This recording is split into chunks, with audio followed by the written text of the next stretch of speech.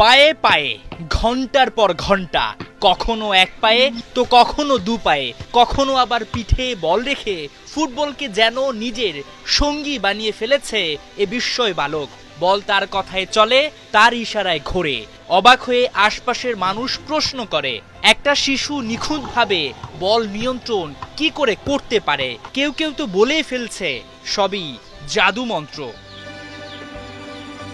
শফিকুল ইসলাম জিসান কিশোরগঞ্জের এক খুদে ফুটবল জাদুকর। বয়স মাত্র 10 বছর, পড়ছে পঞ্চম শ্রেণীতে। এরই মাঝে আলোচনার কেন্দ্রে উঠে এসেছে পায়ের জাদু, ফুটবল নৈপুণ্য আর অকল্পনীয় দক্ষতায় হাজারো মানুষের হৃদয়ে পৌঁছে গেছে জিসানের নাম। কোনো কোচ, কোনো প্রশিক্ষণ কিংবা একাডেমি কিছুই ছিল না তার পাশে। ছিল শুধুই অদম্য ইচ্ছে, স্বপ্ন ছোঁয়ার তীব্র তৃষ্ণা আর একটি বল। সাধারণ এক গ্রামের অসাধারণ এই বালক ফুটবলের প্রেমে পড়েছে মোবাইল ফোনে ম্যারাডোনা, মেসি আর রোনালদোর খেলা দেখে। আমি মেসি, রোনালদো, ম্যারাডোনা দেখি এগুলো। আমি ইউটিউবে দেখছি, মানে ইউটিউবে আমি দেখছি যে মেসি, রোনালদো এরা কত স্টাইল, এরা আরো বল লেখে, গঞ্জি করলে মাথার বল বাঁধা, কত কাটিং আছে, এগুলো দেখে দিন না সবসময় এইগুলো দেখতেছি। আমার ভবিষ্যতে ইচ্ছা যে বাংলাদেশে জাতীয় দলে খেলতাম।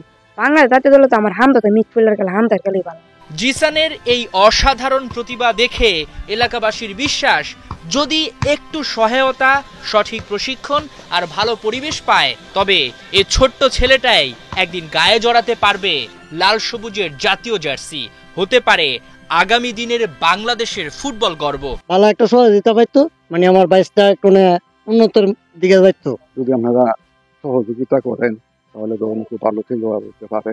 যদি সরকার তার প্রতি দৃষ্টি রাখে এবং আমরা যদি তার জিসানকে যত্ন নিতে পারি, তাহলে আমি মনে করি দেশের মুখ উজ্জ্বল করবে। বাচ্চা গরিব, বাচ্চা তো আর কোনো যত্ন নিতে পারে না, সরকারের নিয়ে নজরে না আনলে অকালে হারিয়ে যাবে একটি নক্ষত্র। এর আগেও তো এমন অনেক গল্প উপন্যাস হয়ে ওঠার আগেই হারিয়ে গেছে বাস্তবতার ভিড়ে।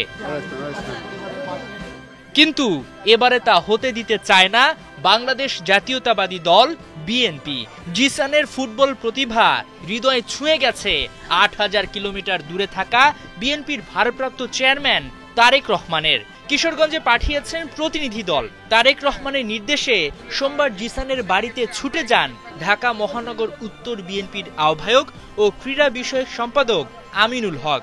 করা হয় আর্থিক সহায়তাও। জিসানের মতো যারা বাংলাদেশের বিভিন্ন প্রত্যন্ত অঞ্চলে এই ধরনের প্রতিভাবান ফুটবলার রয়েছে, প্রতিভাবান ক্রিকেটার রয়েছে বা প্রতিভাবান অন্যান্য খেলোয়াড় যারা রয়েছে, সকলকে আজকে আপনারা যারা মিডিয়ার ভাইরা রয়েছেন তাদের মাধ্যমে আমরা তাদেরকে আহ্বান করব যে যেখানেই আমরা প্রতিভাবান খেলোয়াড় দেখব সেখানেই আমরা মাননীয় ভারপ্রাপ্ত চেয়ারম্যান জনাব তারেক রহমানের পক্ষ থেকে তাদের কাছে ছুটে যাব এবং তাদের সকল দায় দায়িত্ব ইনশাআল্লাহ আমরা নিব।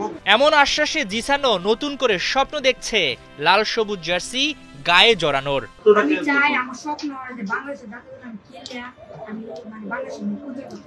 হাসান সজীব, ৭১।